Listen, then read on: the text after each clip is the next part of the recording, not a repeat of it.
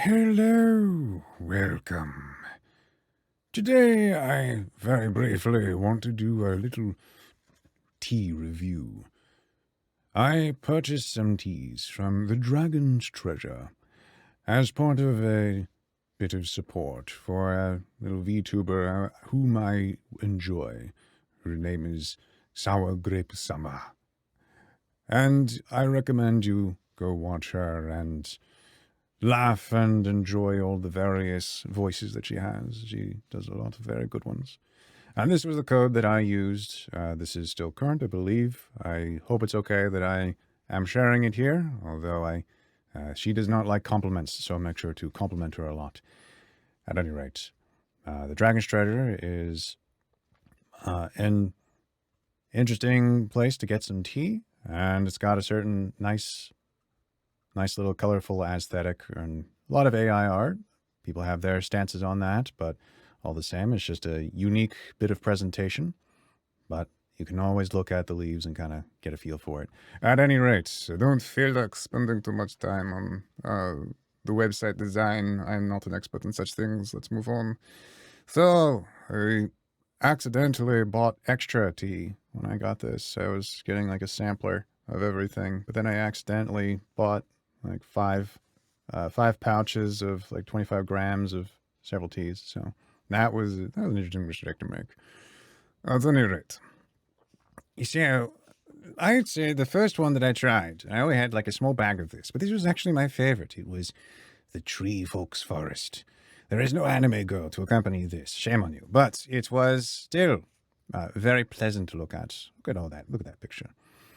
So nonetheless, this was actually my favorite. I enjoyed it a lot. So you can see it's different sizes you can get. Loose leaf or bagged. I had it pre-bagged to this one. And as far as caffeine, I think generally I feel if you're drinking things for caffeine, you're probably having energy drinks, Monster Zeros or coffee or such. But still, didn't have anything like too much or any discomfort from like level of caffeine. I think that this was definitely my favorite. What did I write down about it? So I think it was mild, it was pleasant, it was warm, and I think I was comparing this to a Lipton, basically, like Lipton black tea with oranges, and I just felt like with those I have some kind of aftertaste. I'm not very fond of them, but with this one, yeah, there was no aftertaste. I think it's a strange note, I guess, but like for me, that just matters. Like I could enjoy the thing for what it was, and it was very pleasant. So at any rate, I would recommend this one. I would probably buy it again. Next time, I think though, when I get teas, I'll probably get green teas just because more people I know like green tea. So I'd like to share it with people. Anyway, so let's move on. Next one that I tried was Wrath. Apparently members only. I did not know that, but it doesn't matter. I guess, well, I'm a member. Anyway, so, and you get some green pouches with the larger loose leaf bags, and you get little stickers on the back so for some added presentation. But there's your special muscle man there for the ladies. Now, this one is interesting to me because I really enjoyed the smell. It was more like a tea that I would pour out in a bowl and perhaps just give a pleasant atmosphere or aroma to the room. But I would say it smells better than it tastes. Is sort of my feeling on the matter. I enjoy the smell a lot.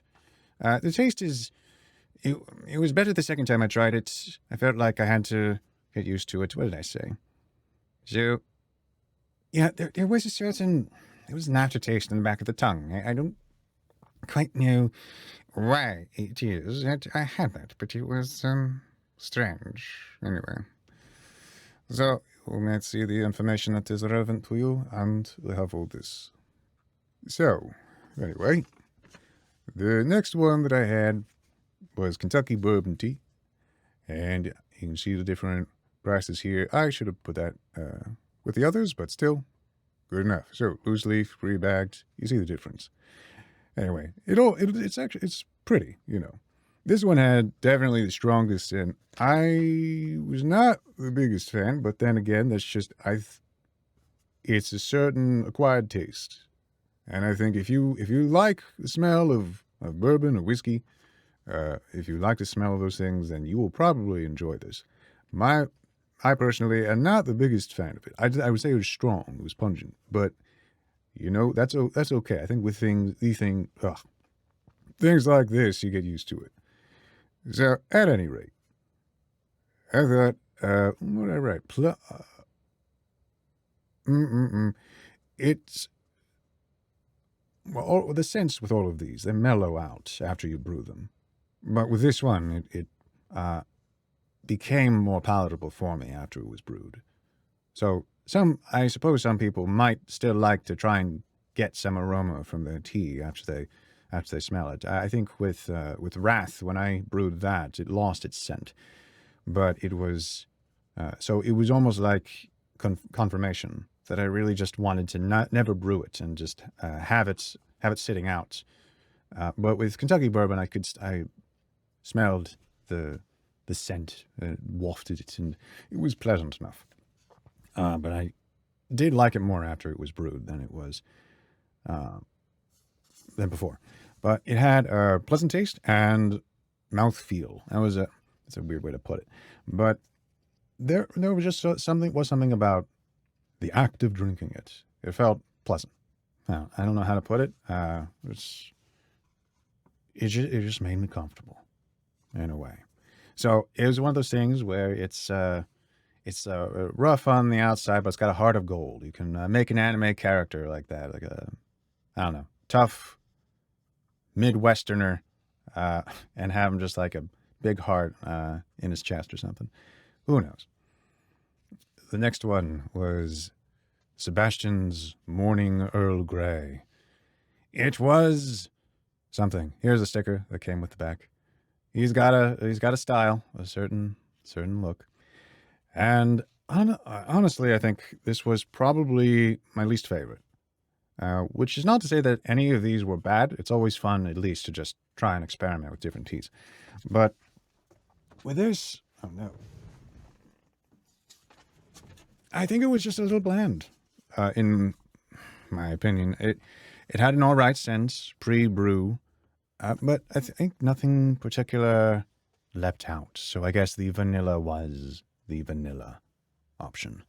But still, it's Earl Grey, and maybe it was just maybe it was too familiar or something. So, I mean, granted, there's nothing incredibly eccentric about it in the first place. So, there's nothing wrong with it.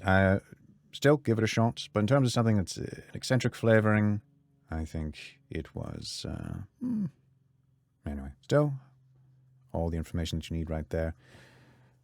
And the last one that I got was Super Black Rose.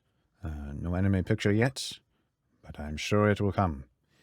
We have the prices here, and honestly, let's see. This one also had a good aroma, of course, because it's the rose. But I thought, again, better scent pre-boil, but still, enough lingered after, and it was. It had it was a clear flavor. It was all right.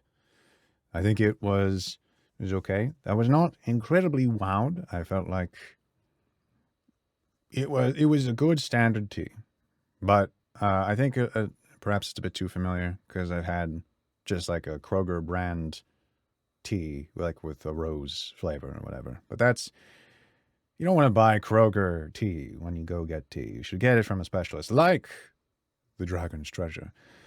But as far as if I had to compare the two, I would say that they were. I wouldn't say that a rose tea from Dragon's Treasure was grandly superior than like Kroger or Rose tea that I've got, like their Private Selections brand.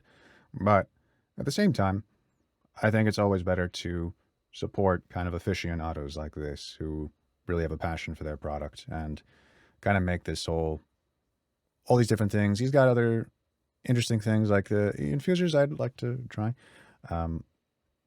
I already have, like, I have a tea kettle and everything with a diffuser, but I really need, I don't know, if he has something like that, I'll have to ask.